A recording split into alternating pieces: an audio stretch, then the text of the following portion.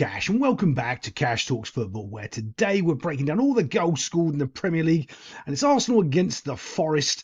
And this is one of those things where two sort of things happen at the same time. Nottingham Forest, who have been on a good run, had a couple of weeks off, and all of a sudden realise that they're playing against an Arsenal who, they're not at full strength, but they kind of got Odegaard back, and he is really a difference maker. And I'm going to show you some key points in this game of the difference that he makes for Arsenal, and a couple of other little terrible things that's going on. Now, I'm going to show you a little bit of this set piece here, but not too much, because I talk about this all the time, where people are defending high and leaving this space in behind, and a quality ball in. Now, they don't score from this, but they almost do. And a quality ball in anywhere into this area makes it easy for people to run in. It ends up being offside by a little bit, but you know what? This is a risky game day in, day out. And the reason why and how you want to really defend this is have everyone back here. So when they clear the ball, they're clearing the ball this way. The problem when you've got this line, and they're doing it in the Premier League over and over again, is when you clear the ball, you're running back towards your own goal and you're clearing the ball towards your own goal. Last season, if you look at my breakdowns, I think there was something like 15 to 23 goals in the Premier League scored because people were having a high lineup like this and they kept knocking the ball back towards their own goal, and then someone else was getting the knockdown and is scoring. A similar thing sort of happens here. They do get the goal, but it's offside and all that sort of nonsense. But this repeating factor of, and I know why they do it, is because when they break down the analytics and they look at in the real fine details, they think, oh, this is a great way of doing it because we're so successful on all of these times. Yeah, but it's the ones that you're not successful on that's a massive problem. And here's the point. Would you be successful on all of those times, say the whatever percentage is, if you actually defended with a deep line here, clearing the ball there? Yeah, you'd still have defended all of those chances as well.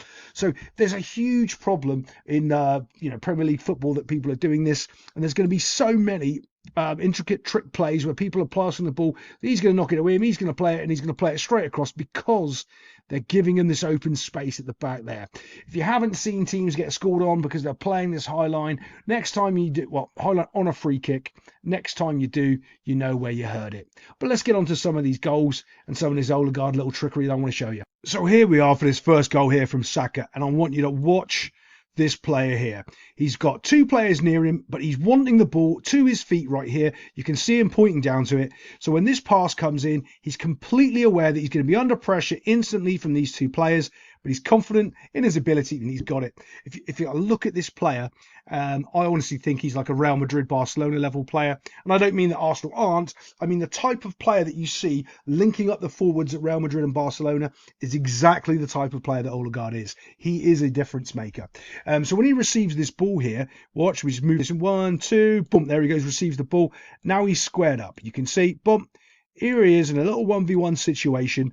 This guy's a little bit too far away from him. The first touch isn't clean because it has popped up, but it doesn't matter because he's got ability. Now, you're going to have to watch because this is the run here that's going to cause the goal. He's going to go like that. He's going to shoot from about there and he's going to put it in. I think the keeper, I'm not sure because it's hit so hard. I just don't, I'm very always sort of don't like to criticise goalkeepers, but I think he could have done better on all of these Arsenal goals today. We're going to move this on. I want to show you this little tiny flick he does. Here he is, look, 1 second move forward. Now the player's right in his face. He thinks he's going to try to beat him here. And because of this run, and Odegaard spots that there's this dead space here, he does this little dink like that. The weight of the pass is so important. He just rolls it. Doesn't play it, he rolls it. That makes it so simple for Saka. Doesn't even have to control it. He can just run onto it. There's a difference, remember. Controlling the ball means you're touching it to do something.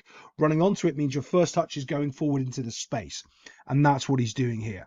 He's touching it and going into the space. Now we can see, this is the interesting part. This defender should have been flashing out here to make his first touch more of a problem. So he would have actually had to try to get further away from the box instead of across this little line here, right? But he's just sort of frozen in the headlights. Everyone has been taken out of the play from Odegaard's just little flick. It's that simple. These two players completely taken out of the equation, and now it's up to Saka. Does he have a bit of brilliance in him? Little bit of a touch. You see, it's actually quite good here. It's not good actually. Sorry. He would have been better off if he stood still, but because he's gone, he's actually moved and opened up this little gap of space here. Yeah, let me just move this on. And this is the point of contact I'm talking about here. Because he's moved forward, that means he can't really challenge the shot. He's stepped, so that means Saka can go past him, right? Because remember, you've got a player going this way and you're coming out of the box. You really can't make a challenge because any contact, he'll go down. It will be a penalty. He's better off holding his ground a bit and then trying to see if he makes a mistake when he's shooting, or when he's shooting, trying to nick the ball away. Right now, when he's running with the ball, you can't do anything. You're just frozen and completely and utterly taken out of the game. Do you see that? He really hasn't done anything. All he's been able to do is run from here to there. He can't tackle him because he's on the run and he'll go down. So he's better off just holding his ground and almost shadowing the run. Not pressuring the run, shadowing the run. Slightly different. Do you understand what I mean? You don't want to get tight to the player.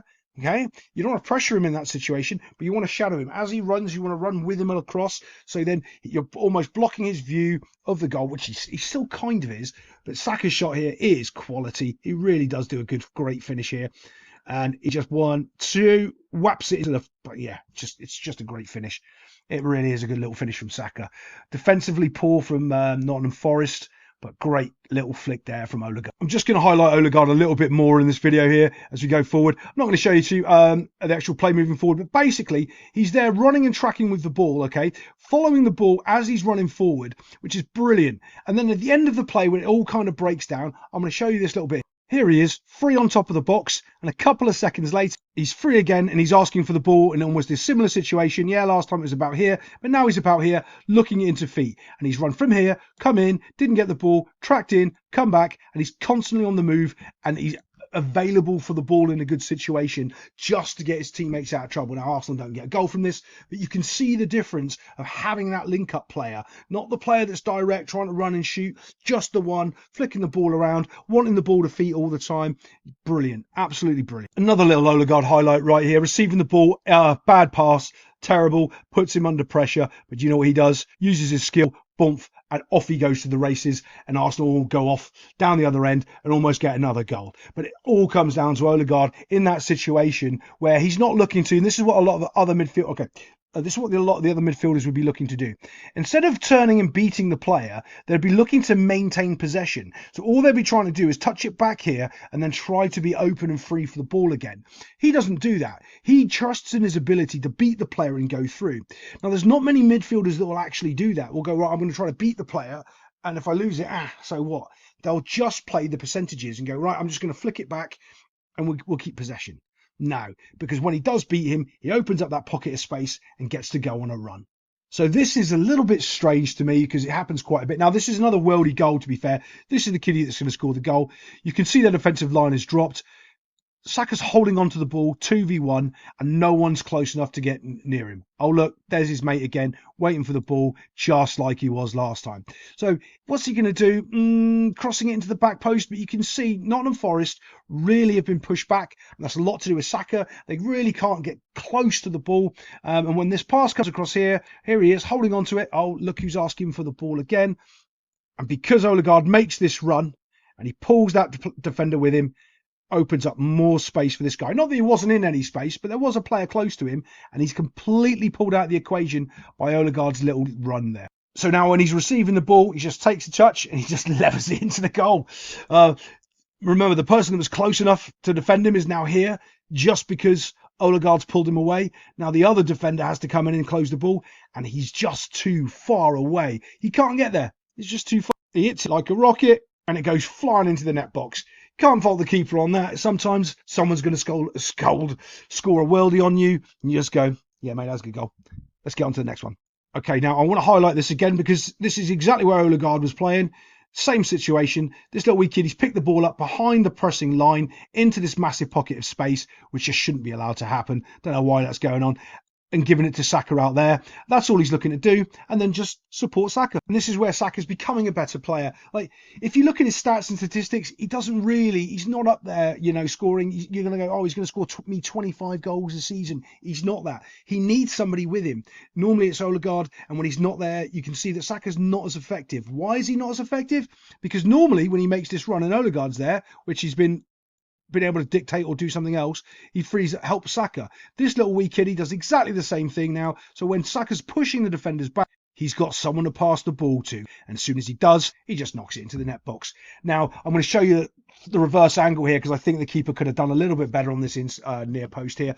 But the difference with someone running with Saka and there to support him with the ball is absolutely huge. It makes Arsenal look like a different team. This is what we're looking at. This near inside post right here, right there. Boomf. It's going right in past the goalkeeper. I do think the keeper needs to do better here.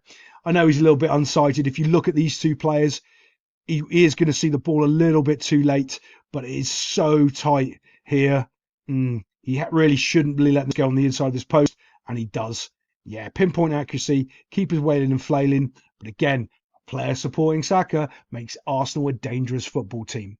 If you like what you see, like and subscribe, and I'll see you next time on Cash Talks Football.